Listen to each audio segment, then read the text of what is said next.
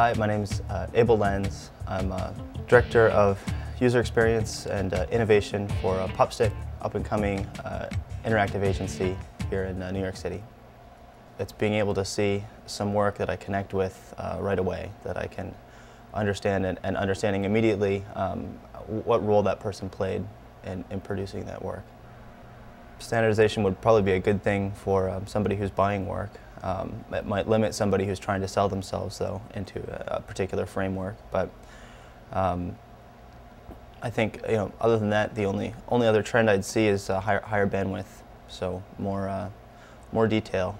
I have definitely seen some pitfalls where I've seen portfolios that are they're beautiful and clearly, the work of the person representing themselves.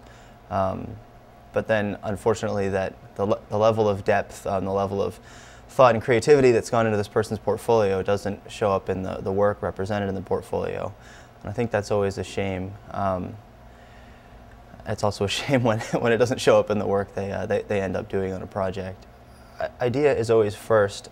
It's interesting now, there's beginning to be less of a distinction between design and software.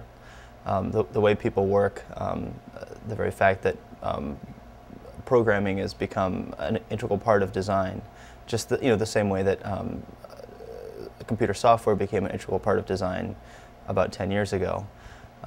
So there is a shift there. I think still the idea is going to reign supreme. Show the work, show it large enough so that it can be seen, but not so big that it takes over the whole space. Show enough of the work, but not too much. One screen for each project is probably just fine. If you're trying to show your thought process, it's great to show work examples so that somebody who's really interested in you can do due diligence, but don't expect anybody to jump into detail looking at diagrams or reading documents that are examples of your thought process leading up to work that's in your design. In that case, just describe the process. I think actually the fact that you work a certain way, if you can communicate that, will get somebody started and interested. So, I mean, just like any website project, if you're doing an online portfolio, you build it flexibly. It shouldn't be very time-consuming to add new work to it. If it is, then you've probably made a mistake. Make sure it represents you. Make sure if you write in it that your writing is clear. Make sure the information architecture concept is clear. If you add a lot of, if it's heavily designed, if you make an investment in your own personal brand, that's fine, but don't go too far into it, because that may show that you have too much time on your hands and haven't had the chance to do the kind of work you want to do.